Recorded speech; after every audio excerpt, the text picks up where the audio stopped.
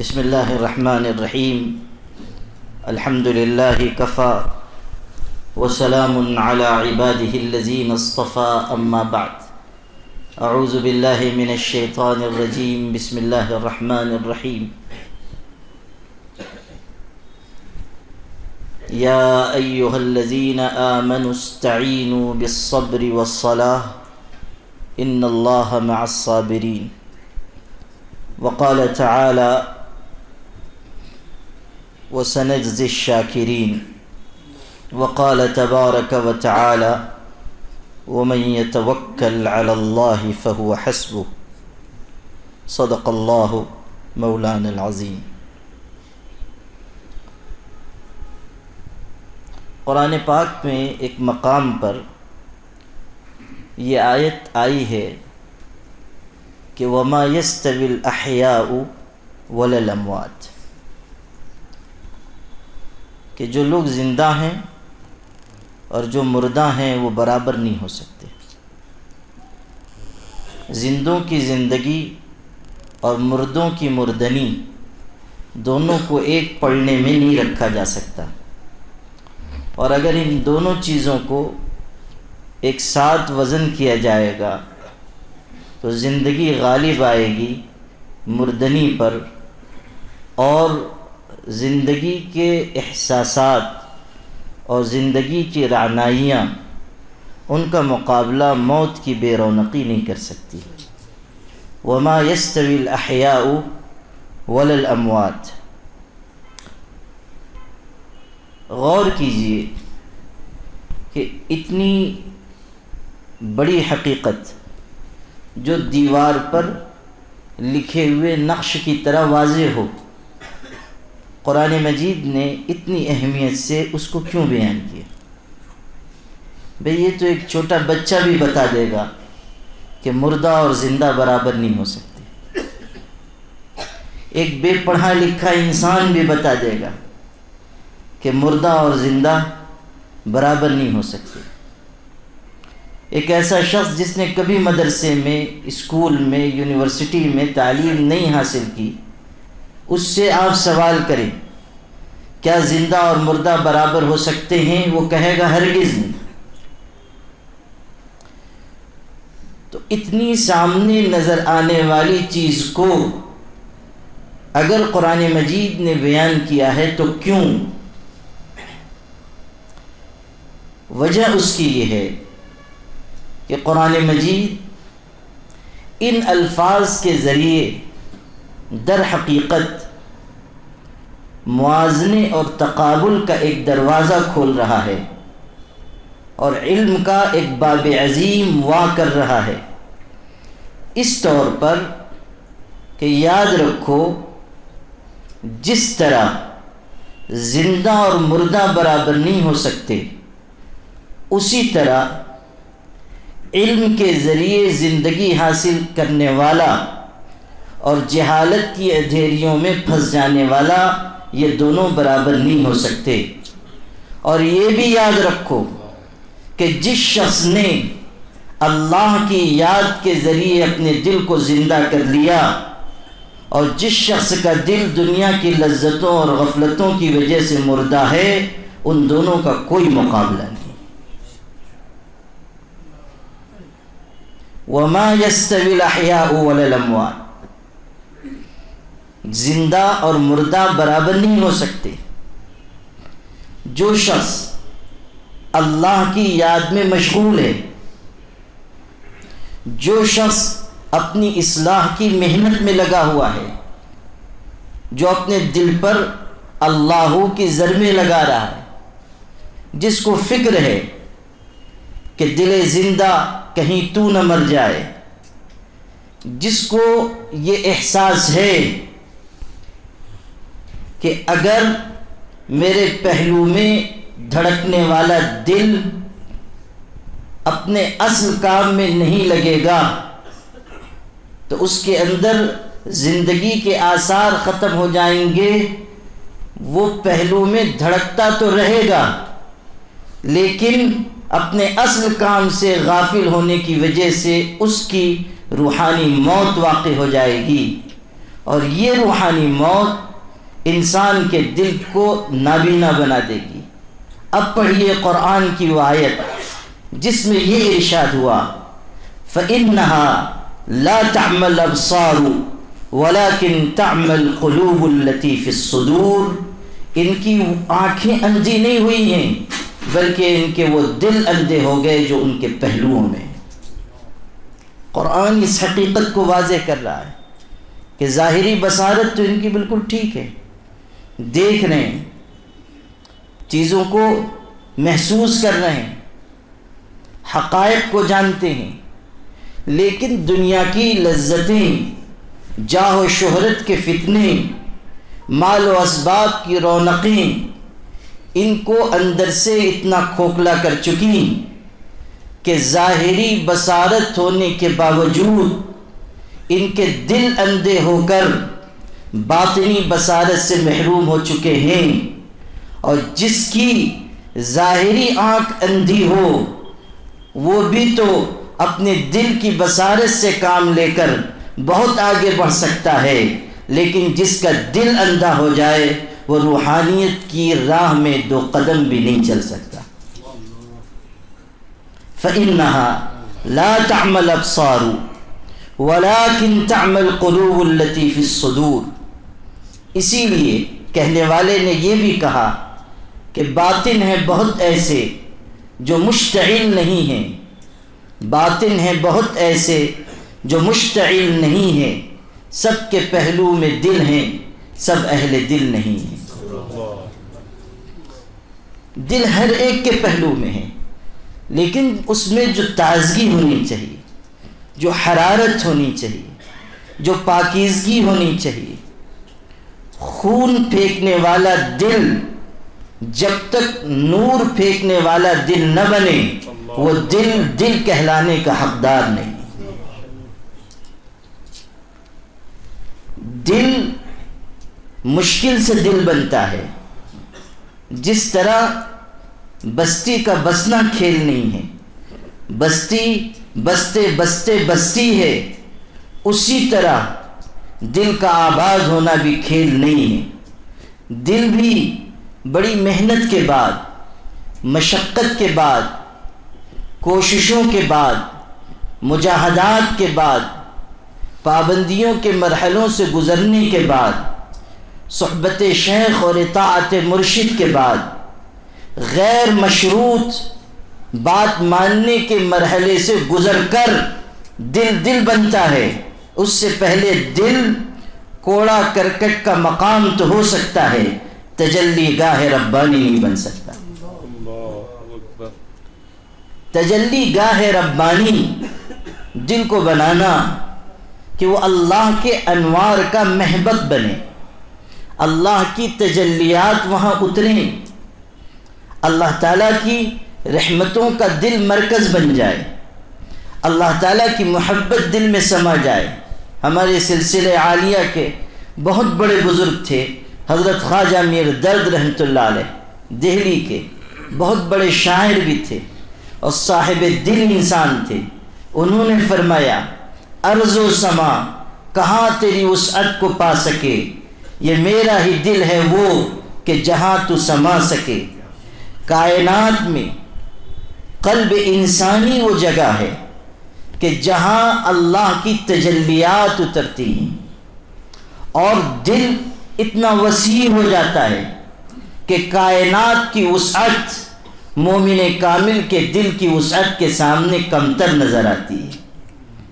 حضرت مجدد الفسانی رحمۃ اللہ علیہ نے مکتوبات میں، جن کو مکتوبات امام ربانی کہا گیا، جو دل کی خصوصیتیں اور دل کی وسعتیں اور دل کی قوت اور دل کی پاکیزگی کی دور تک رسائی اور دل کے انعکاس اور دل سے نکلنے والی شعاؤں کے اثرات لکھے ہیں، وہ پڑھنے سے تعلق رکھتے ہیں۔ کیا عجیب نعمت اللہ نے انسان کے دل کو عطا فرمائی ہے، کیا عجیب خصوصیت دی ہے،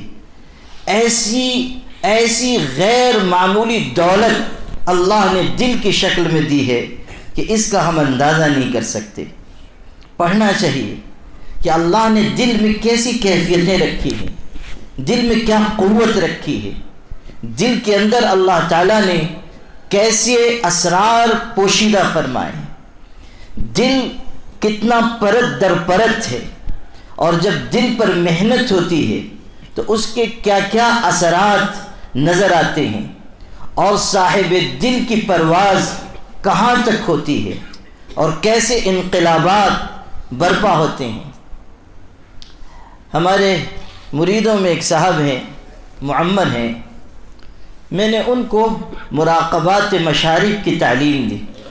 مراقبات مشارب سلسلہ نقشبندیہ میں اخیر مرحلے میں تعلیم کیے جاتے ہیں، اور ان کے غیر معمولی فوائد ظاہر ہوتے ہیں، اس لیے کہ چونکہ مریدین کا اور سالکین کا اکثر مجمع ہے، اس لیے یہ باریک بات بیان کرنے میں بھی حرج نہیں ہے، اس کو سمجھا جا سکے گا کہ ان مراقبات میں انسان کے جو لطائف ہیں، لطائف ستہ جو انسان کے سینے میں ہیں، قلب ہے، روح ہے، خفی ہے، اخفا ہے، نفس ہے، لطیفہ سر ہے، یہ جو لطائف انسان کے سینے میں ہیں جن پر محنت کی جاتی ہے، جب مراقبات مشارب کا حصہ شروع ہوتا ہے تو اس میں انسان اپنے لطیفے کو حضور اکرم صلی اللہ علیہ وسلم کے لطیفے کے مقابل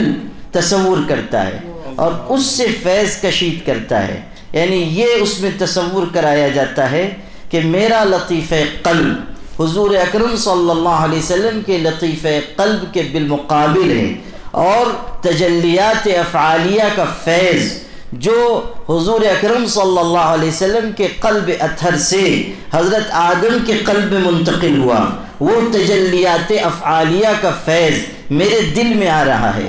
اور اس مراقبے کا اثر یہ ہوتا ہے کہ جب اس میں انسان پختہ ہو جاتا ہے تو کائنات میں اس کو سوائے پروردگار عالم کے فعل کے کسی دوسرے کا کوئی فعل نظر نہیں آتا۔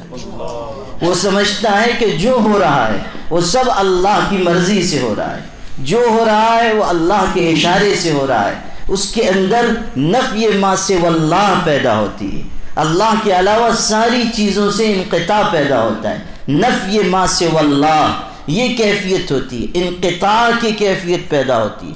تو وہ مراقبات مشارب آخر میں تجویز کیے جاتے ہیں۔ پھر اسی طرح لطیف روح، اس میں ایک خاص تجلی کا تصور کیا جاتا ہے، پھر لطیف سر، اور ہر ایک میں حضور اکرم صلی اللہ علیہ وسلم کے اس لطیفے کو بالمقابل تصور کر کے پھر وہ مراقبہ شروع کیا جاتا ہے، اور اس کے غیر معمولی اثرات ظاہر ہوتے ہیں، اور اسی کی آخری منزل لطیفہ قالبیہ ہوتی ہے جس پر محنت کی جاتی ہے، جس کو سلطان الاذکار کہا جاتا ہے، جہاں پہنچ کر انسان کے روئیں روئیں سے اللہ کی یاد جاری ہو جاتی ہے، ذکر جاری ہو جاتا ہے، اس کو لطیفہ قالبیہ کہتے ہیں۔ خیر وہ بہت تفصیلی موضوع ہے، جو آپ کو اصل سنانا تھا وہ یہ کہ جب مراقبات مشارب کا پہلا سبق میں نے ان کو دیا اور وہ اس کے 1 مہینے کے بعد مجھ سے ملنے کے لیے آئے، تو میں نے ان سے یہ پوچھا کہ آپ کی کیا کیفیت ہے، تو انہوں نے مختلف باتیں بتائیں، ہر بات بتانے کی نہیں ہوتی، کہنے کی نہیں ہوتی، لیکن جو حصہ آپ سے عرض کرنے کا ہے وہ یہ کہ انہوں نے یہ کہا کہ ایک بہت بڑا اثر اس مراقبے کا میں یہ دیکھ رہا ہوں کہ دل میں ایسی زندگی اور اثر پیدا ہو گیا کہ اب میں چاہے رات کے 1 بجے کیوں نہ سوؤں، بہت زیادہ تھک کر کیوں نہ سوؤں، لیکن ٹھیک تہجد سے پہلے میری آنکھ خود بخود کھل جاتی ہے، اور تہجد کی مجھ کو روزانہ توفیق ہوتی ہے، اور بہت ہی یکسوئی کے ساتھ تہجد کی نماز مجھ کو نصیب ہوتی ہے۔ یہ بات آپ کو میں نے اس لیے بھی سنائی کہ حضرت مجدد الفسانی نے جو قلب کے اسرار اور قلب کے خصائص لکھے ہیں، اس کے ضمن میں ان کی ایک خاص بات میں نقل کر کے بات آگے بڑھاؤں۔ انہوں نے خود اپنے بارے میں یہ بات لکھی ہے، ارشاد فرمائی ہے، حضرات القدس ان کے حالات پر مشتمل کتاب ہے اس میں یہ بات لکھی ہوئی ہے کہ حضرت مجدد نے اپنے بارے میں یہ بات ارشاد فرمائی کہ فقیر کو اللہ تعالیٰ نے اپنے کرم سے یہ انعام عطا کیا ہے کہ کبھی میں اپنے آپ سے تہجد کے لیے نہیں اٹھتا. جب تہجد کا سے پہلے کا وقت ہوتا ہے تو در و دیوار سے اللہ کے ذکر کی آواز آنی شروع ہو جاتی ہے اور اس کو سن کر میں تہجد کے لیے بیدار ہوتا ہوں. غور کیجئے کہ اللہ کے اس بندے کو اللہ نے کیسا اونچا مقام عطا کیا تھا. حضرت خواجہ باقی باللہ رحمۃ اللہ علیہ جو ان کے مرشد ہیں، ان کے شیخ ہیں، وہ جانتے تھے کہ یہ شخص کتنا اونچا ہے. چنانچہ اپنے مریدوں کو انہوں نے حکم دیا کہ تم شیخ احمد سے رجوع ہو جاؤ. اپنے مرید سے بیعت ہونے اور ان سے تعلیم لینے کی تلقین کی. ایک صاحب بیرون ملک سے آئے ہوئے تھے حضرت سے استفادے کے لیے، حضرت سے بیعت تھے. انہوں نے کہا حضرت ہم تو آپ کے نام کے دیوانے ہیں، ہم تو آپ کی خدمت میں رہنے کے لیے آئے ہیں، آپ سے استفادہ چاہتے ہیں. وہ ذرا حضرت کے منہ لگے ہوئے تھے، زیادہ چہیتے تھے، اور لوگوں نے تو حضرت کی بات مانی اور حضرت مجدد الفسانی سے رجوع کر لیا. لیکن انہوں نے کہا حضرت ہم تو باہر سے آپ کے لیے آئے ہیں، آپ ہم کو کہہ رہے ہیں شیخ احمد سے رجوع کرنے کے لیے، تو آپ اپنی خدمت سے ہمیں الگ نہ کیجیے. حضرت رحمۃ اللہ علیہ نے مقام جانتے تھے، اس لیے ناراضگی کا اظہار فرمایا اور کہا کہ تم شیخ احمد کو معمولی سمجھتے ہو. اپنے مرید و خلیفہ کے بارے میں کہہ رہے ہیں، تم شیخ احمد کو معمولی سمجھتے ہو. احمد سرہندی نام تھا، مجدد الفسانی تو لقب ہوا. تو کہا کہ شیخ احمد کو تم معمولی سمجھتے ہو. اس وقت روئے زمین پر اتنا بڑا صاحب معرفت کوئی دوسرا انسان نہیں ہے اور ان کے مقام کا اندازہ تم کو نہیں ہے. سنو، مجھ جیسے شیخ احمد ایسی کہکشاں ہیں معرفت کی، محبت الہی کی، کہ مجھ جیسے ہزاروں سیارے اس کہکشاں میں گم ہیں. یہ ارشاد فرمایا. شیخ نے، مرشد نے اپنے مرید و خلیفہ کے بارے میں کہا کہ مجھ جیسے ہزاروں سیارے اس کہکشاں میں گم ہیں. احمد کا ایسا مقام ہے. اللہ کا کرم ہے کہ اللہ نے ہمیں ان کے سلسلے میں بیعت ہونے کی اور تعلیم لینے کی توفیق عطا فرمائی. ایسے بڑے بڑے بزرگان دین جن سے ہماری نسبتیں قائم ہیں، ہمیں ان کی نسبتوں کی قدر کرنی چاہیے. ہمیں ان سے، ان کی روحانیت سے فائدہ اٹھانا چاہیے، ان کی بتائی ہوئی راہ پر چلنے کی کوشش کرنی چاہیے.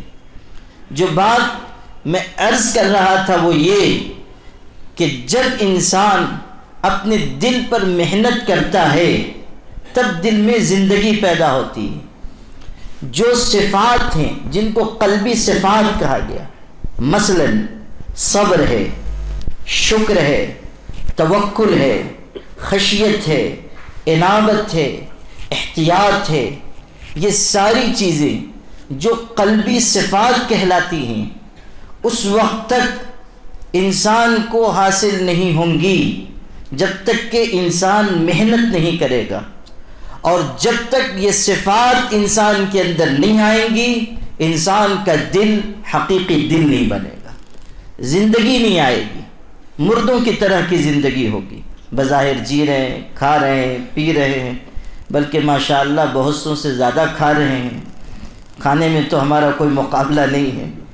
ذکر و اذکار میں ٹھیک ہے کہ ہم تھوڑے سواری سے اتر کے پیدل چلنے لگ جاتے ہیں، لیکن کھانے پینے اور سونے میں تو اللہ کے کرم سے ہمارا کوئی مقابلہ کر نہیں سکتا ہے.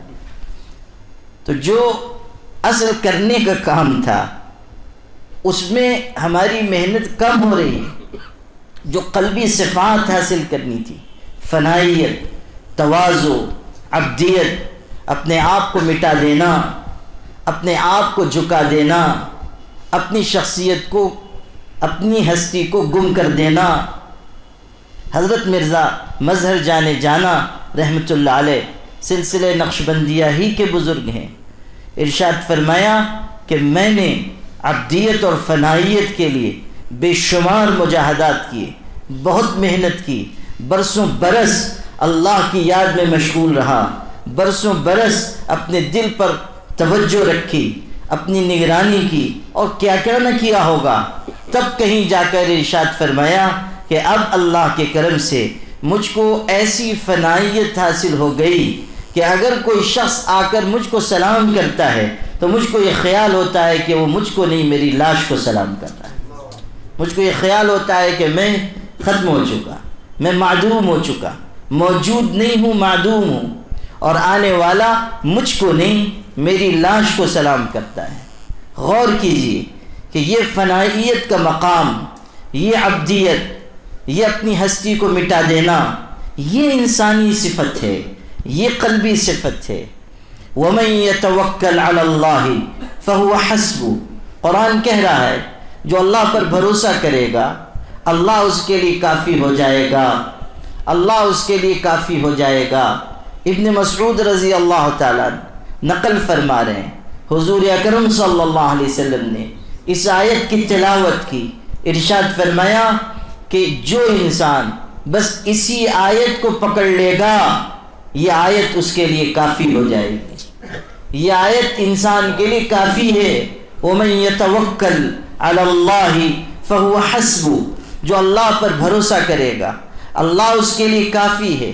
أَلَيْسَ اللَّهُ بِكَافٍ عَبْدًا، کیا اللہ اپنے بندے کے لیے کافی نہیں ہے؟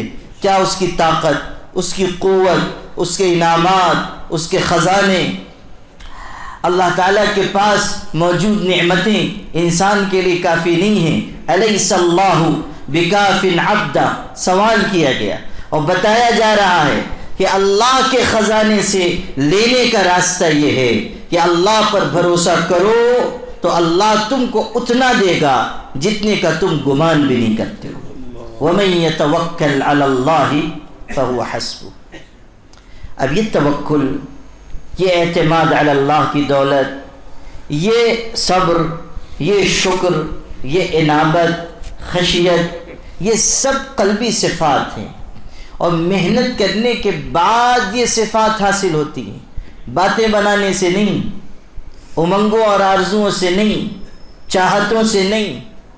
ہم یہ سوچیں کہ ایک طرف ہم پابندیوں سے الگ ہو کر منچاہی زندگی گزاریں، اور پھر یہ سوچیں کہ ہمیں اونچا مقام روحانیت بھی مل جائے کہ سارے اولیاء زمانہ آ کر ہمارے ہاتھ چوما کریں، تو این خیالست و محالست و جنوں، ایسا نہیں ہوگا۔ یہ اللہ کی سنت کے خلاف ہے، یہ اللہ کے بنائے ہوئے نظام کے خلاف ہے، یہ اللہ تعالیٰ کی مقرر کی ہوئی تقدیر کے خلاف ہے۔ راحت، سکون، عزت، عافیت، سہولت، دنیا کی نعمت اور آخرت میں نجات و مغفرت کا بس ایک راستہ ہے، وہ یہ کہ انسان اپنے دل مردہ کو زندہ کرے۔ یوم لا ينفع مال ولا بنون الا من اتى اللہ بقلب سلیم۔ مال، اولاد، بیٹے بیٹیاں یہ کام نہیں آئیں گے، کام آنے والی چیز یہ ہے کہ انسان دنیا سے صاف ستھرا دل لے کر اللہ کی بارگاہ میں حاضر ہو۔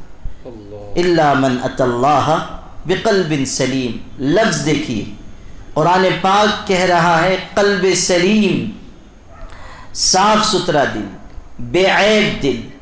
سلیم یعنی آفات سے، بلیات سے، برے خیالات سے، برے جذبات سے پاک اور محفوظ دل، قلب سلیم، وہ لے کر انسان اللہ کی بارگاہ میں حاضر ہو، تب انسان کو کامیابی ملے گی۔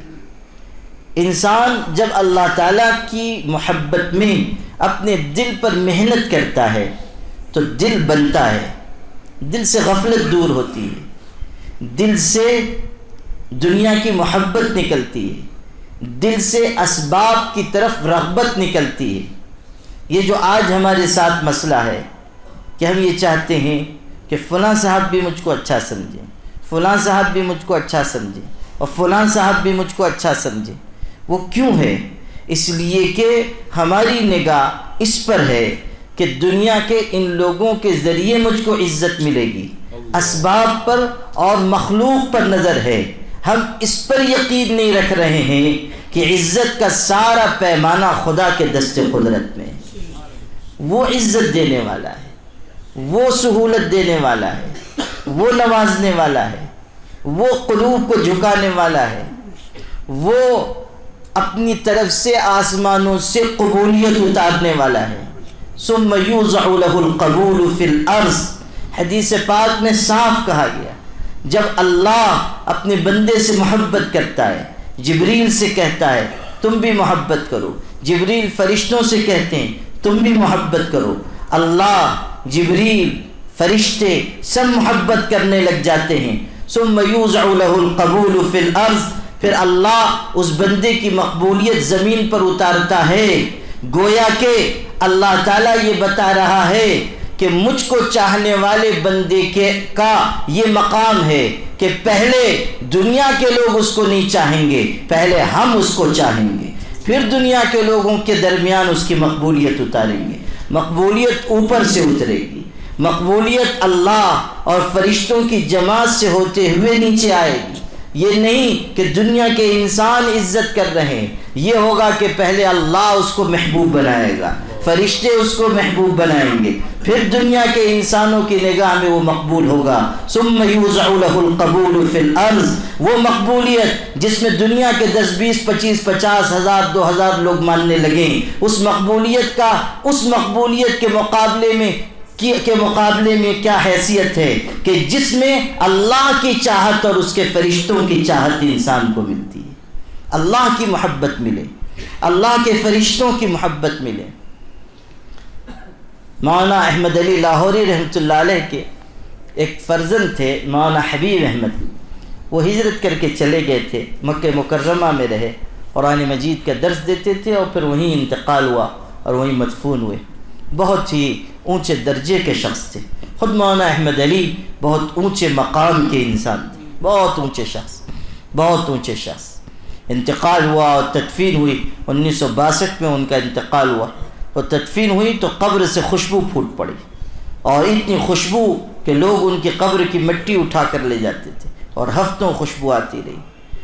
بڑے ہی مجاہد انسان، قرآن مجید کے زبردست خادم اور بہت زیادہ اوراد و اذکار کے اور معمولات کے پابند۔ مولانا سید ابو الحسن علی ندوی پہلے انہی سے بیعت تھے، بعد میں ان کے وصال کے بعد حضرت شاہ عبد القادر صاحب سے بیعت ہوئے۔ جو بات سنانی تھی وہ یہ کہ ان کے صاحبزادے بھی بہت اونچے درجے کے تھے۔ میں مکہ مکرمہ میں حاضر تھا، وہاں ہمارے یہاں کے ایک صاحب تھے مولانا غلام رسول مہاجر مکی، ہمارے یہاں کے تھے، مالیگاؤں کے، ہجرت کر کے تشریف لے گئے تھے، خود وہ بھی بہت صاحب دل شخص تھے۔ اس زمانے میں جب کہ اسباب نہیں تھے، سہولتیں نہیں تھیں، اس زمانے میں مکہ مکرمہ سے مدینہ طیبہ انہوں نے 6 مرتبہ پیدل سفر کیا تھا، پیدل مکہ مکرمہ سے مدینہ گئے تھے۔ مولانا غلام رسول صاحب کے بارے میں عرض کر رہا ہوں، 6 مرتبہ۔ ان کے صاحبزادے تھے مولانا طلحہ صاحب، مجھ سے بہت محبت کرتے تھے، وہ بھی اللہ کو پیارے ہو گئے۔ مکہ مکرمہ میں ایک ہی احناف کی مسجد تھی ان کے زمانے میں، مسجد رحمہ، جس کے وہ امام تھے، حنفی امام، باقی سب جگہ حنبلی شافعی امام۔ مولانا طلحہ صاحب نے مکہ مکرمہ میں مجھ کو یہ واقعہ سنایا، اپنے والد کا بھی۔ اچھا، وہ بھی ایک بات یاد آ گئی تو سن لیجئے۔ کہنے لگے کہ میرے والد ایک مرتبہ مکہ مکرمہ سے مدینہ طیبہ پیدل جا رہے تھے، دن میں بہت سخت گرمی ہوتی تھی تو رات کو چلتے تھے، اور اکیلے تنہا سفر ہو رہا ہے۔ ایک مقام پر جنگل سے گزر رہے تھے رات کے وقت میں کہ اچانک ایک بہت بڑا اژدہا ان کے بالمقابل ہو گیا، اور انہوں نے یہ سمجھا کہ اب یہ مجھ کو کھا لے گا۔ اتنے میں انہوں نے آیت الکرسی پڑھنا شروع کی، اور جیسے جیسے وہ پڑھتے جاتے تھے وہ اژدہا نیچے ہوتا جاتا تھا، اور بار بار جب وہ پڑھتے رہے تو اچانک وہ اژدہا نظروں سے غائب ہو گیا، اور ایک آواز مولانا غلام رسول کو سنائی دی کہ جا تو آیت الکرسی کی برکت سے بچ گیا، ورنہ تجھ جیسے بہت سوں کو میں نے یہاں ہلاک کر دیا۔ ان کے ساتھ واقعہ پیش ہے۔ اب سنیے وہ جو واقعہ آپ کو سنانا تھا مولانا حبیب صاحب کا۔ مولانا غلام رسول صاحب مہاجر مکی ان کی خدمت میں جاتے تھے اور نیاز مندانہ حاضری دیتے تھے۔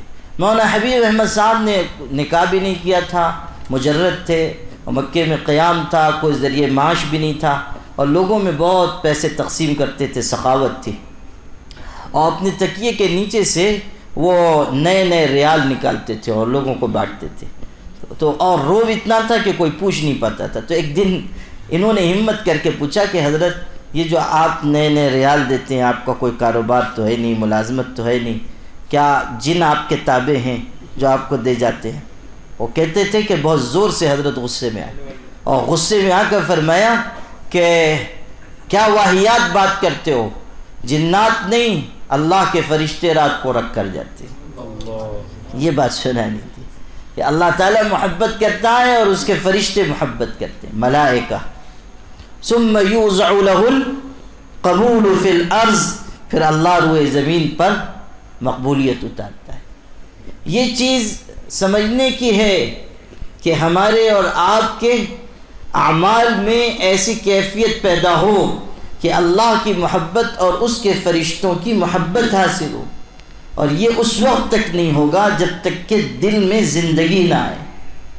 دل جب تک مردہ ہے اس وقت تک یہ کیفیت نہیں پیدا ہو سکتی، نہ اللہ کی محبت ملے گی، نہ رسول کریم صلی اللہ علیہ وسلم کی توجہ نصیب ہوگی، نہ فرشتوں کی توجہ نصیب ہوگی، نہ اللہ تعالیٰ کی طرف سے غیبی امداد آئے گی، نہ دل پر کوئی کیفیت طاری ہوگی، نہ انسان یہ سمجھ سکے گا کہ دل کی دنیا کتنی آباد ہے، کتنی پر رونق ہے، دل کتنی وسعتوں والا ہے۔ جب تک انسان کا دل مردہ ہے وہ اس جہان کی باتوں کو نہیں سمجھ سکتا۔ بہت سے لوگ جو تصوف و سلوک کی باریکیوں کا یا تصوف و سلوک کے اعمال کا یا تصوف و سلوک میں پائی جانے والی کیفیات کا یا اس راہ میں پیش آنے والی چیزوں کا انکار کرتے ہیں، اس کی بنیاد بہت مرتبہ اس پر بھی ہوتی ہے کہ چونکہ انہوں نے اس دنیا کی کسی چیز کا کوئی تجربہ کیا ہی نہیں، تو جب ان کو اس چیز کی کوئی خبر نہیں ہے تو سوائے مخالفت اور انکار کے کوئی راستہ نہیں ہے۔ لذت عبادہ ندانی بخدا تا نہ چشی، کہ اس چیز کو اس وقت تک انسان سمجھ نہیں سکتا جب تک کہ اس کو چکھ نہ لے، اس کا ذائقہ نہ اٹھائے، جب تک اس کے لطف و لذت سے واقف نہ ہو، انسان اپنے آپ کو اس راہ پر پورے طریقے پر لائے بغیر اس راہ کی باریکیوں کو نہیں جان سکتا۔ خیر، جہاں سے میں نے گفتگو شروع کی تھی اس پر میں اپنی بات کو مرکوز رکھنا چاہتا ہوں کہ انسان کا دل جب غافل ہے تو وہ مردہ ہے، جب انسان کا دل ذاکر ہوا تو وہ زندہ ہوا۔ وما يستوي الاحیاء ولا الاموات، اور زندہ اور مردہ برابر نہیں ہو سکتے۔ ایک واقعہ یاد آ گیا، ایک مرید تھے، وہ اپنے شیخ سے ملنے کے لیے جا رہے تھے، دور دراز کا سفر تھا اور یہ چلے جا رہے ہیں ملاقات کے لیے۔ ایک درخت کے نیچے کسی علاقے سے گزر رہے تھے، ایک درخت کے نیچے انہوں نے چاہا کہ کچھ دیر سستا لیں، آرام کر لیں۔ وہ ٹھہر گئے، لیٹے ہوئے ہیں، اوپر درخت پر چڑیا بیٹھی ہوئی ہیں، پرندے بیٹھے ہوئے ہیں۔ اللہ تعالیٰ جب کوئی چیز ظاہر کرنا چاہتا ہے تو اس کی طاقت ہے کہ وہ ظاہر کر دیتا ہے۔ چڑیا بیٹھی ہوئی ہیں، آپس میں کچھ بات چیت انہوں نے شروع کی اور وہ ان کو سمجھ میں آنے لگی۔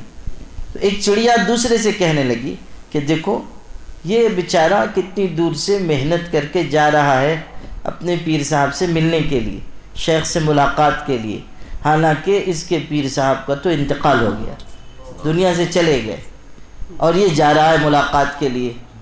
یہ دیکھو بیچارے حسرت کا، افسوس کا اظہار کر رہی۔ جب اس نے سنا تو اس کا دل اندر سے ٹوٹ گیا کہ شیخ دنیا سے چلے گئے، بزرگ فوت ہو گئے، جن کی زیارت کے لیے جا رہا ہوں وہی رخصت ہو گئے۔ ایک دفعہ تو خیال ہوا کہ یہیں سے لوٹ جاؤں، لیکن پھر سوچنے لگے کہ چلو حضرت نے صحیح ان کے قبر کی زیارت ہو جائے گی، فاتحہ پڑھ لوں گا، محبوب کی زیارت نہ صحیح ان کے آستانے کی زیارت کر لوں گا۔ یہ سوچ کر یہ بڑھے اور اپنے شیخ کی بستی میں پہنچے۔ ایسے وقت میں خانقاہ آئے کہ وہ مجلس کا وقت تھا، اور اب جو دیکھا، نظر پڑی تو حضرت بنفس نفیس موجود ہیں، مجلس لگی ہوئی ہے، کچھ گفتگو فرما رہے ہیں۔ یہ بڑے حیرت میں ہیں، آئے، سلام کیا، مصافحہ ہوا، بیٹھ گئے۔ حضرت نے حال احوال پوچھا، کہنے لگے حضرت اب کیا خیریت رہے گی، انسان تو انسان، پرندے تک جھوٹ بولنے لگے، چڑیا بھی جھوٹ بولنے لگی۔ تو حضرت نے کہا کہ بھئی کیا بات ہو گئی، پرندے کیوں جھوٹ بول رہے ہیں، کیا واقعہ ہوا؟ تو انہوں نے قصہ سنایا کہ حضرت فلاں وقت میں فلاں جگہ درخت کے نیچے تھا، چڑیا آپس میں گفتگو کر رہی تھی، انہوں نے کہا کہ آپ کا انتقال ہو گیا، اور یہاں تو آپ ماشاءاللہ بنفس نفیس زندہ ہیں، موجود ہیں، تو آپ تو ماشاءاللہ باحیات ہیں۔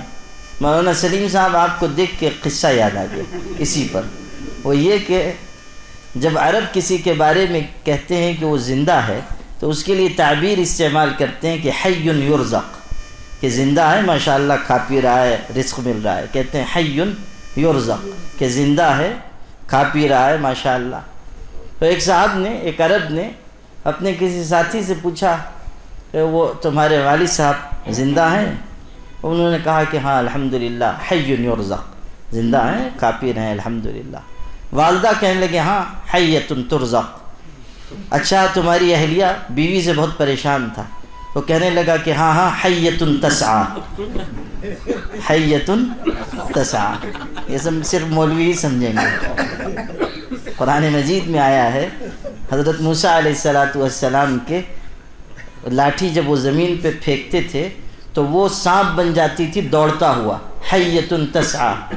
تو حیہ کہتے ہیں عربی زبان میں زندہ کو بھی اور سانپ کو بھی، مؤنث کے لیے۔ تو قرآن مجید میں حیۃ تسعی کہ جب وہ لاٹھی انہوں نے زمین پہ ڈال دی تو وہ سانپ بن گیا دوڑتا ہوا، تو اس نے وہی تعبیر اپنی بیوی کے لیے استعمال کی کہ حیۃ تسعی، حی یرزق اور حیۃ تسعی۔ تو اس نے کہا کہ حضرت چڑیا تو کہہ رہی تھی کہ آپ فوت ہو گئے اور آپ تو ماشاءاللہ باحیات بنفس نفیس موجود ہیں، تو چڑیا نے تو جھوٹ کہا۔ حضرت نے جب یہ بات سنی تو فکر مند ہوئے، فرمایا بتاؤ یہ کس وقت کا واقعہ ہے؟ تو اس نے بتایا کہ فلاں دن کا فلاں وقت تھا۔ تو ارشاد فرمایا کہ پیارے چڑیا نے جھوٹ نہیں کہا، جو وقت تم ذکر کر رہے ہو اتنے وقت کے لیے میں اللہ کی یاد سے غافل ہو گیا تھا، اسی لیے ان پرندوں کی زبان سے اللہ نے یہ کہلوایا کہ تمہارا شیخ مر گیا ہے۔ چڑیوں نے جھوٹ نہیں کہا، انہوں نے کوئی غلط بات نہیں کہی، میں اتنی دیر اللہ کی یاد سے، اللہ کے ذکر سے، اچھے اعمال سے غافل ہو گیا، گویا کہ وہ وقت میرا موت کا گزرا، مردنی کا گزرا، زندگی کا نہیں تھا۔ تو یہ بات سمجھنے کی ہے کہ جو دل اللہ کی یاد میں مشغول ہے وہ زندہ ہے، اور جو غفلت میں پڑ گیا، جو گناہ میں پڑ گیا، جو معصیت میں پڑ گیا، جو کبر میں پڑ گیا، جو نخوت میں پڑ گیا، جو دل انانیت کے جذبات میں پڑ گیا، وہ غافل دل ہے، وہ مردہ دل ہے، اور وہ دل ایسا ہے کہ اللہ تعالیٰ کی نگاہ محبت سے محروم ہے، نگاہ رحمت سے محروم ہے۔ ایک بات عرض کرتا ہوں اور اس کو دل پر نقش کیجئے کہ ہم دنیا کے انسانوں کے سامنے چاہے جتنے ہی اچھے کیوں نہ ہوں اور دنیا کے لوگ ہمیں کتنے ہی پارسا کیوں نہ سمجھیں، اگر ہم اچھی زندگی نہیں گزار پا رہے ہیں تو ہمارے لیے یہ سزا سب سے بڑی سزا ہے کہ ہمارا دل اللہ کی نگاہ رحمت سے محروم ہے۔ اس سے بڑھ کر سزا کچھ ہو ہی نہیں سکتی۔ چاہے 10 لوگ ہمارا ہاتھ چومنے والے ہوں، 25 لوگ ہماری قدم بوسی کرنے والے ہوں، چاہے دنیا ہمیں قطب الاقطاب کہتی ہو، چاہے ہمیں بہت بڑا عالم سمجھا جاتا ہو، اگر ہمارے دل کی وہ حالت نہیں ہے جو ہونی چاہیے، اگر ہم نے اپنے دل پر محنت نہیں کی ہے، اگر اچھے اعمال اور اچھی صفات اور قلبی بہترین صفات میں ہمارا دل نہیں لگا ہوا ہے، ہمارا دل قلبی صفات کا حامل نہیں ہے، تو پھر سمجھ لیجئے کہ یہ سب سے بڑی سزا ہمارے لیے خدا کی طرف سے متعین ہے کہ یہ دل نگاہ رحمت پانے والوں کی فہرست سے خارج ہے، یہ دل نگاہ محبت پانے والوں کی فہرست سے خارج ہے۔ وہ دل کتنے اچھے ہیں، کتنے قابل رشک ہیں کہ جو اللہ تعالیٰ کی نگاہ رحمت و محبت کے حقدار بنتے ہیں، اللہ کی نظر رحمت پڑتی ہے، اللہ تعالیٰ فرشتوں کے سامنے ایسے پاکیزہ دلوں پر فخر فرماتا ہے، اللہ تعالیٰ اس دل پر اپنے خاص انوار جلوگر فرماتا ہے، منکشف ہوتی ہے چیزیں، علوم صحیحہ القاء ہوتے ہیں۔ حضرت مولانا محمد الیاس صاحب رحمۃ اللہ علیہ کے بارے میں صبح کی تقریر میں میں نے اشارے میں کہا کہ وہ تبلیغی جماعت کا جو نظام مرتب فرما رہے تھے، اس کا ایک بڑا حصہ خواب کے ذریعے اللہ نے ان کے دل پر کھولا۔ خواب میں بتایا گیا کہ اس طرح کیا جائے، اس طرح کیا جائے، اس طرح کیا جائے، یہاں تک کہ آخر عمر میں حضرت مولانا الیاس صاحب رحمۃ اللہ علیہ یہ فرماتے تھے اپنے خدام سے، اپنے ارد گرد کے لوگوں سے کہ اس وقت میرے لیے زیادہ سے زیادہ سونے کا انتظام کرو، اس لیے کہ نیند کی حالت میں، خواب میں مجھ کو علوم صحیحہ کا القاء ہوتا ہے۔ اللہ تعالیٰ کی طرف سے چیزیں کھولی جاتی ہیں، کیا کیا اللہ تعالیٰ کی طرف سے منکشف ہوتا ہے۔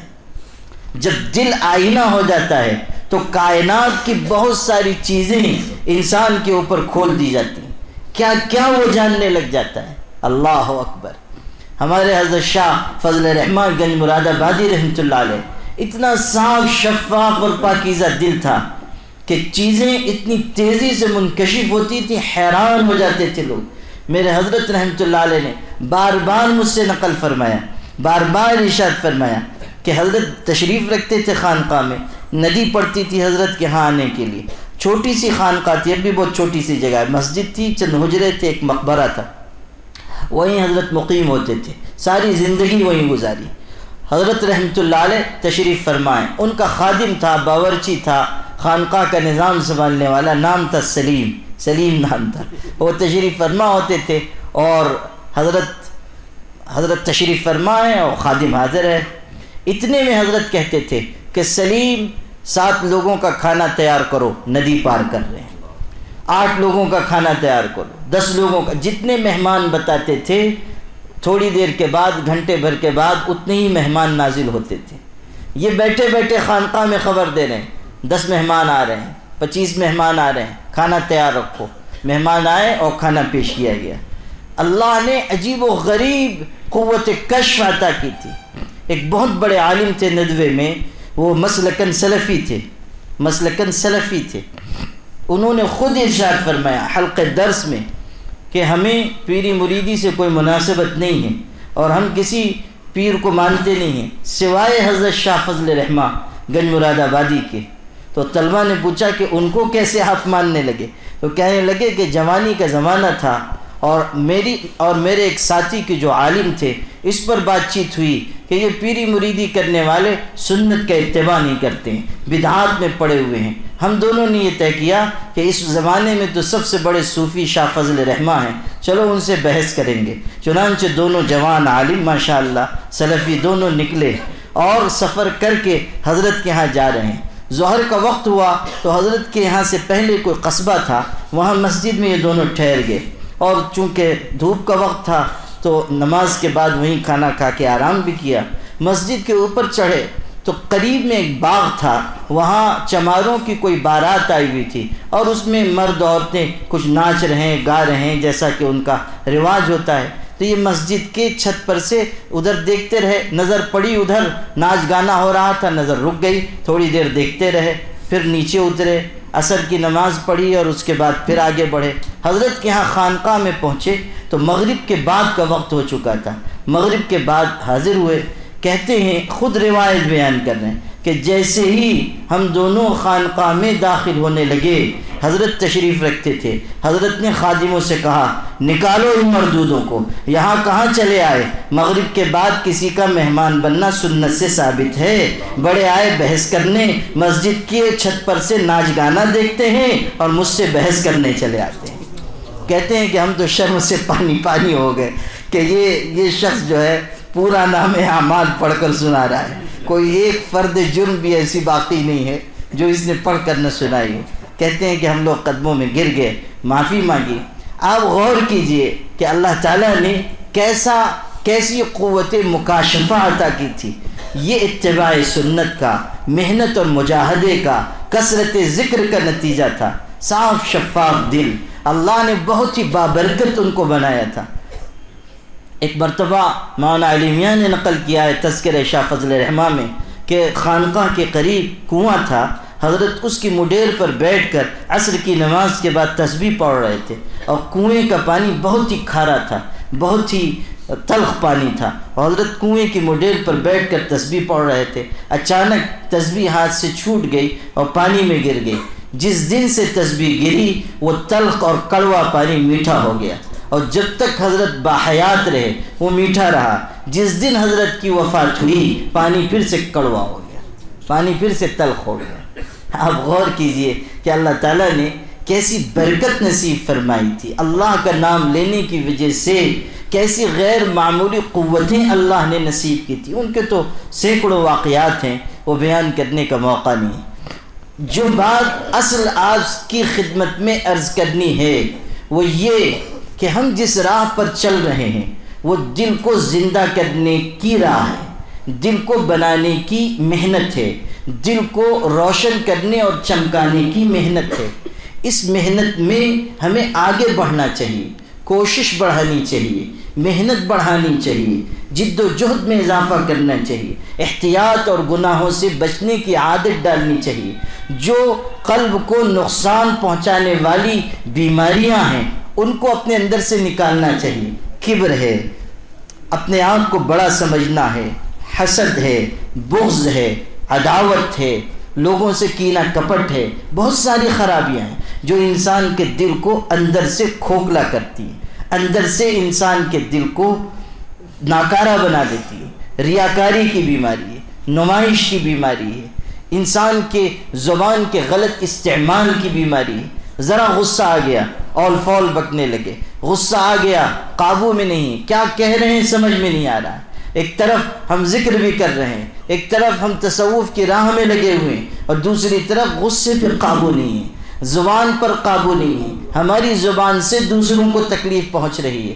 یہ علامت ہے کہ ہمارے دل کے اندر زندگی نہیں پیدا ہوئی، یہ علامت ہے کہ ہمارے دل کے اندر تازگی نہیں آئی، یہ علامت ہے کہ ہمارا ذکر ابھی ہمارے حلق سے نیچے نہیں اترا، ہمارا ذکر زبانی ذکر ہے، ہمارا دل ابھی ذکر کی لذت سے سرشار نہیں ہوا، ہمارے دل کو ابھی ذکر کی حلاوت اور تراوٹ نہیں پہنچی۔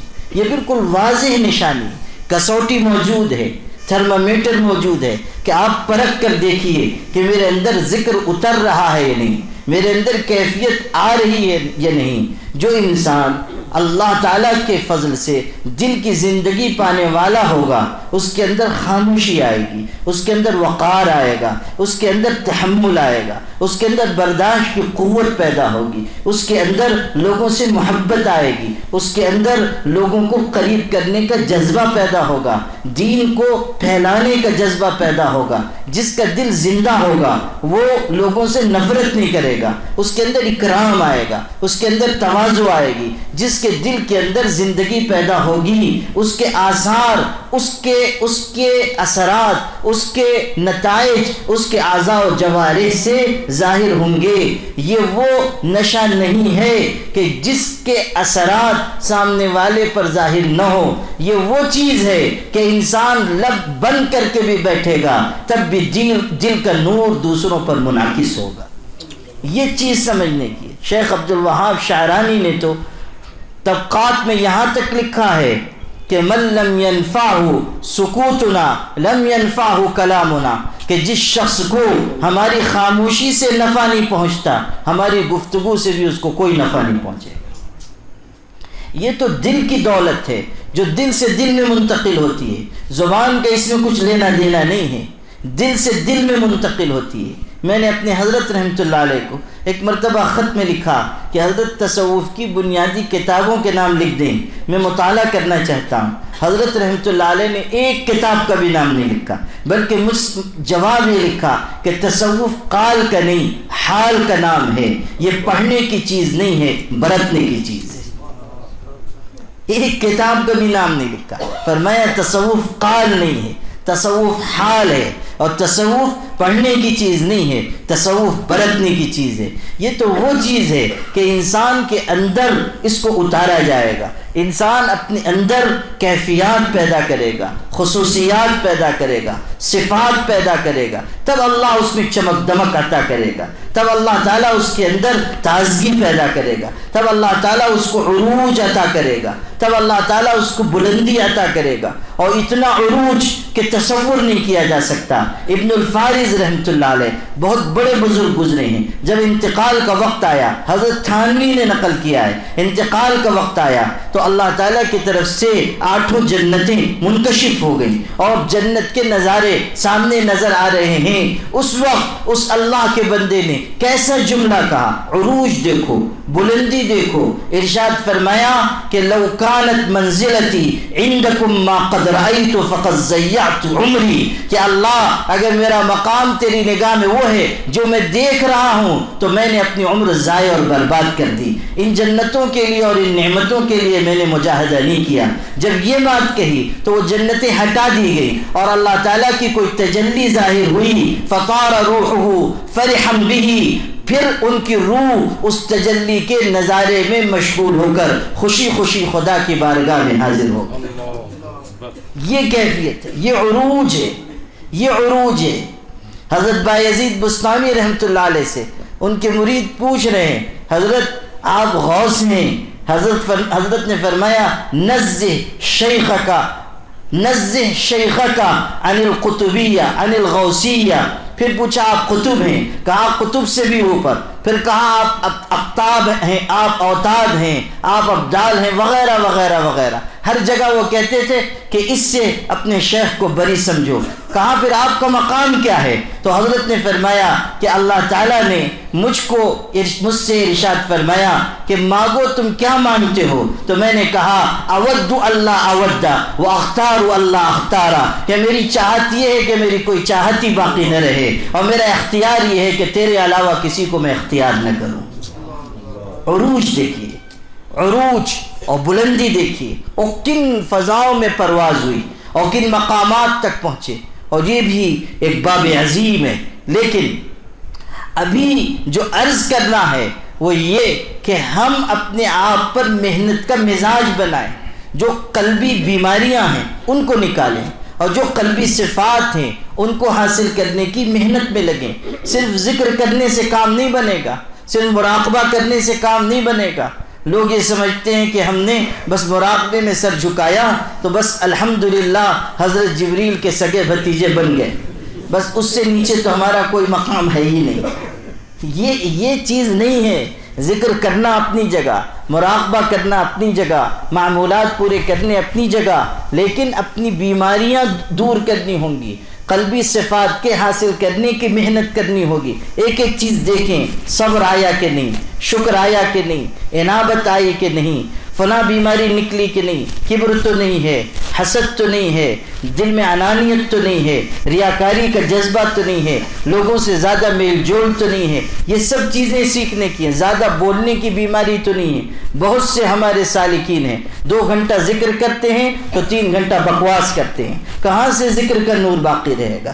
کہاں سے اللہ تعالیٰ کی معرفت حاصل ہوگی؟ جو نور ہم نے کمایا وہ ہم نے برباد کر دیا۔ ابو طالب مکی کی بہترین کتاب ہے قوت القلوب، اس میں ایک عجیب بات میں نے پڑھی، لکھا ہے کہ انسان اپنے گھر میں ذکر کرتا ہے اور نورانیت حاصل ہوتی ہے، اور پرت در پرت اس کے اوپر آتی جاتی ہے، پھر وہ گھر سے نکلتا ہے، ان سے ملتا ہے، ان سے ملتا ہے، ان سے ملتا ہے، ان سے ملتا ہے، ان سے ملتا ہے، ایک ایک سے ملاقات کر رہا ہے اور ایک ایک پرت مٹتی جاتی ہے، یہاں تک کہ جب وہ گھر لوٹ کر آتا ہے تو خالی ہاتھ آتا ہے۔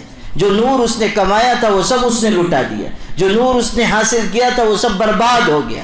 یہ چیز سمجھنے کی ہے کہ اختلاط زیادہ نہ ہو، میل جول زیادہ نہ ہو، زیادہ بولنے کی عادت نہ ہو۔ ہم زبان سے ایسی باتیں کہہ رہے ہیں کہ بسا اوقات ایک ایک جملہ جہنم میں گرانے کے لیے کافی ہے، اور ہم یہ سمجھ رہے ہیں کہ ہمارا ذکر اور مراقبہ ہم کو بچانے والا ہے۔ یہ سیکھنے کی چیز ہے۔ زیادہ نہ بولیں، زیادہ بولنے والا ہمیشہ غلطی کرتا ہے۔ جو گھوڑا زیادہ دوڑتا ہے وہ ٹھوکر کھا کر گر پڑتا ہے، اسی طرح جو زیادہ بولتا ہے وہ نقصان اٹھاتا ہے۔ انسان کی زبان ایسی ہے جس میں ہڈی نہیں ہے، مگر یہ ایسی لڑاکا ہے کہ یہ بغیر ہڈی کا جسم کا انسان کا عضو جسم دوسرے انسانوں کی ہڈیاں توڑوا دے، دوسروں کے خاندان بکھروا دے، انتشار پیدا کر دے، جماعتوں میں انتشار، سماج میں انتشار، خاندانوں میں انتشار، یہ سب چیزیں سیکھنے کی ہیں۔ زیادہ بولنے سے بچنا، زیادہ ملنے جلنے سے بچنا، احتیاط برتنا، نگاہ کی حفاظت کرنا، بہت بڑا فتنہ نگاہ کے غلط استعمال کا ہمارے سماج میں پھیلا ہوا ہے۔ حضرت رحمۃ اللہ علیہ آخری سفر عمرہ میں تھے، میں نے مکہ مکرمہ سے ہم لوگ رخصت ہونے والے تھے، ہوٹل کے کمرے سے نیچے اتر کر آئے اور باہر کار لگ رہی تھی، تھوڑی دیر انتظار کرنا تھا، ہم لوگ بیٹھ گئے۔ میں نے موقع غنیمت جانا، حضرت سے میں نے سوال کیا کہ حضرت ہمارے سلسلے میں جو خلافت دی جاتی ہے اس کا کچھ معیار آپ کی نگاہ میں ہوگا، وہ معیار ارشاد فرما دیجئے۔ حضرت نے کئی باتیں کہی، کئی اہم باتیں، سب کے نقل کرنے کا وقت نہیں ہے۔ اس میں سے ایک بات ارشاد فرمائی کہ یہ بھی دیکھا جاتا ہے کہ نگاہ پر کتنا قابو ہوا ہے، اور مجھ سے فرمایا ابھی تک مجھ کو وہ انداز تک یاد ہے حضرت کا، مجھ کو نظر بھر کر دیکھا، پھر ارشاد فرمایا کہ نگاہ بد نظری تو ام الخبائث ہے، بد نظری تو ام الخبائث ہے، یہ لفظ ارشاد فرمایا۔ نگاہ کی خیانت انسان کے دل میں جمع ہونے والے برسوں برس کے نور کو چند لمحات میں ضائع کر دیتی ہے۔ نگاہ کی خیانت انسان کے دل کے انوار کو ختم کر دیتی ہے۔ یہ بہت بڑی بیماری ہے۔ ہم سوچیں کہ یہ بیماری تو کہیں ہم میں نہیں ہے، کہیں خیانت کی بیماری تو نہیں ہے، کہیں مالی معاملات میں بے احتیاطی تو نہیں ہے۔ کتنے لوگ ہیں ذکر کر رہے ہیں اور تکبر بھی ان کے اندر ہے، انانیت عروج پر ہے، اور یہ ایسی چیز ہے جس کے موجود ہوتے ہوئے انسان اللہ کا مقرب نہیں بن سکتا۔ یہ تو گرا دینے والی چیز ہے۔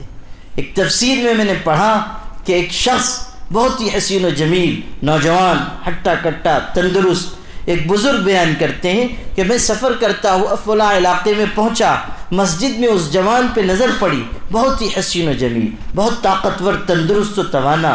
میں دیر تک اس کو دیکھتا رہا، ایسی قوت، ایسی توانائی، حیرت میں تھا۔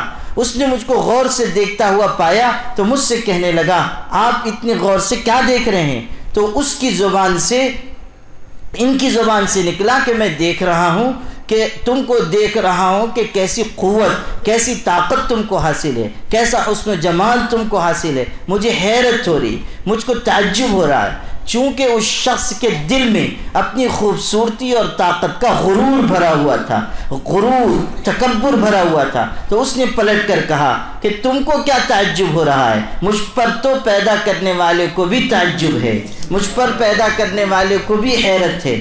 بس جیسے ہی یہ بھدا جملہ، یہ کبر کا لفظ اس کی زبان سے نکلا، وہ بزرگ کہتے ہیں کہ وہ چھوٹا ہونے لگا، قد و قامت گھٹنے لگا، حسن و جمال رخصت ہونے لگا، یہاں تک کہ وہ اتنا چھوٹا ہو گیا کہ اس کے گھر کے لوگ آئے اور اپنی آستین میں رکھ کر اس کو گھر واپس لے کر گئے۔ تکبر انسان کو گرا دے گا، دنیا میں بھی مصیبت میں مبتلا کرے گا، اور اللہ کے دربار میں متکبر کی سزا یہ ہے کہ وہ چیونٹی کی ہیئت میں اٹھایا جائے گا۔ حدیث میں ہے جس شکل انسانوں کی ہوگی اور ہیئت چیونٹی کی ہوگی، اس طرح اللہ غرور کرنے والوں کو اپنے دربار میں اٹھائے گا۔ غور کیجئے کہ یہ کیسی خطرناک بیماری ہے، اور پھر غور کیجئے کہ کیا ہمارے دل میں کہیں نہ کہیں کبر نہیں ہے، کہیں علم کا، کہیں دولت کا، کہیں حسن و جمال کا، کہیں اولاد کا، کہیں کسی اور چیز کا، کہیں بولنے کی صلاحیت، کہیں لکھنے کی صلاحیت، کہیں 10-20 لوگوں نے ہمیں اچھا کہنا شروع کر دیا تو ہم نے بھی سمجھا کہ ہاں ہم چمن دیگرے نیز، اب ہمارے جیسا کوئی نہیں۔ وہ جب گاؤں دیہات میں کسان اپنی بیل گاڑی لے کر چلتا ہے تو بیل گاڑی چلاتے ہیں بیل، لیکن اس کے نیچے کتا ہوتا ہے جو نیچے نیچے چلتا ہے، یہ خیال کرتا ہے کہ ساری گاڑی میں چلا رہا ہوں، دائیں بائیں خوب دیکھتا رہتا ہے کہ دیکھو میں کتنی بڑی گاڑی لے کر چل رہا ہوں، حالانکہ بیل گاڑی بیل گھسیٹتے ہیں، لیکن حضرت کتا میاں یہ سمجھتے ہیں کہ ساری بیل گاڑی کا بار میرے کندھوں پر ہے، میں یہ ساری گاڑی لے کر چل رہا ہوں۔ جو انسان یہ خیال کرتا ہے کہ میرے اندر جو صلاحیت ہے وہ میری قوت بازو کا نتیجہ ہے، اس کی حالت کسان کے کتے سے بھی زیادہ بدتر ہے۔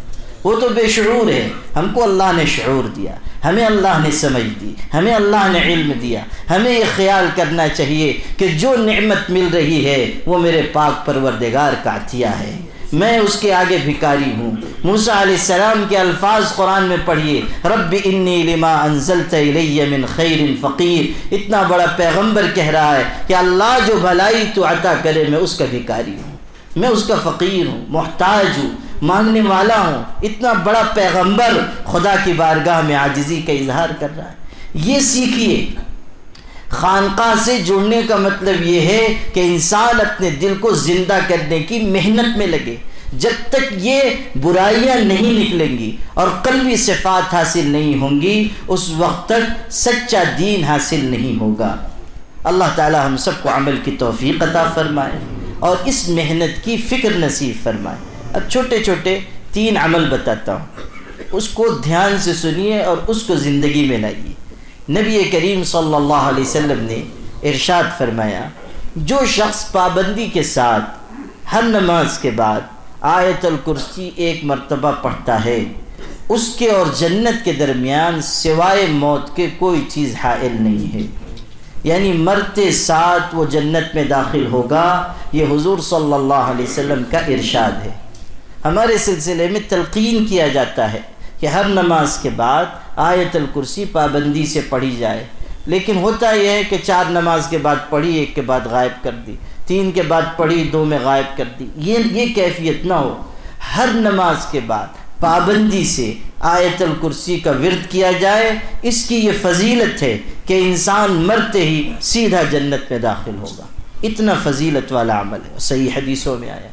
نمبر 2، حضور اکرم صلی اللہ علیہ وسلم نے فرمایا، جو اپنے مسلمان بھائی کے لیے مغفرت کی دعا مانگتا ہے، اللہ تعالیٰ اس مومن کی طرف سے اس کو 1 نیکی عطا کرتا ہے. اب غور کیجئے کہ 1 ارب 25 کروڑ مسلمان دنیا میں ہیں یا اس سے بھی زیادہ. اگر ہم سارے مسلمانوں کے لیے مغفرت کی دعا مانگیں گے تو اللہ تعالیٰ ہمیں 1 ارب 25 کروڑ نیکی عطا کرے گا. آپ غور کیجئے کہ اتنے سے عمل پر اللہ نے کتنی نیکی رکھی ہے، اور میں نہیں جانتا کہ اس سے زیادہ نیکی والا کوئی دوسرا وظیفہ ہو.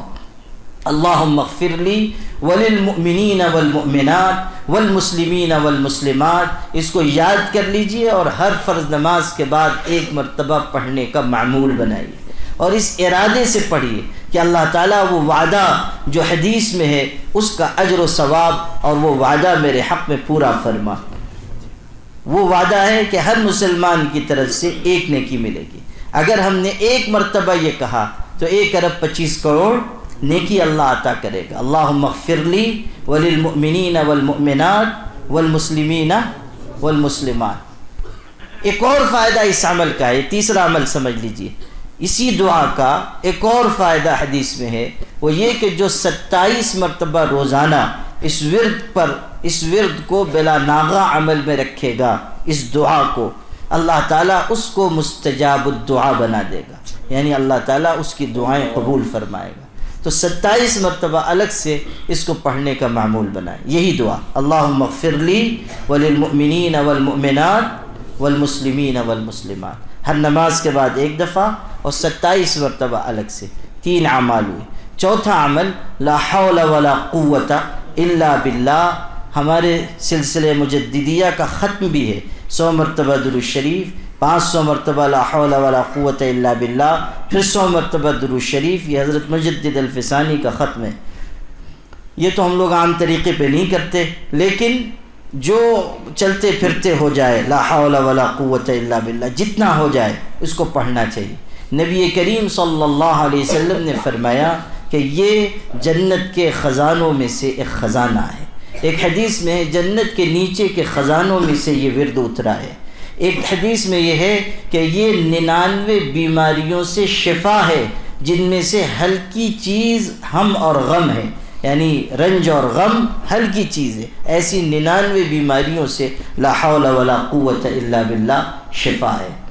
حضرت ابن تیمیہ، شیخ الاسلام ابن تیمیہ رحمۃ اللہ علیہ کے حوالے سے ابن قیم نے الوابل الصیب میں نقل کیا ہے کہ میں نے اپنے استاذ شیخ الاسلام ابن تیمیہ سے سنا کہ لا حول ولا قوت الا باللہ جو کثرت سے پڑھے گا اس کے بدن میں قوت پیدا ہوگی اور اس کو تھکن نہیں ہوگی. لا حول ولا قوت الا باللہ. اور پھر روایت نقل کی ہے کہ جب اللہ نے فرشتوں کو یہ حکم دیا کہ میرا عرش اٹھاؤ تو انہوں نے یہ کہا کہ اللہ تیرے عرش کو اٹھانے کی سکت ہم میں نہیں ہے، اس پر تو تیری عظمت ہے، تیرا جلال ہے، عرش کو ہم کیسے اٹھا پائیں گے؟ تو اللہ نے فرشتوں سے کہا تم لا حول ولا قوت الا باللہ پڑھو. انہوں نے یہ ورد پڑھا تو ان کے اندر اتنی قوت پیدا ہو گئی کہ انہوں نے اللہ کا عرش اٹھا لیا. تو اس سے استدلال کیا کہ اس ورد کی برکت یہ ہے کہ بدن میں قوت پیدا ہوتی ہے. تو لا حول ولا قوت الا باللہ کی کثرت کریں، چلتے پھرتے جتنا ہو سکے پڑھا کریں، اس سے گناہوں سے بھی حفاظت ہوتی ہے.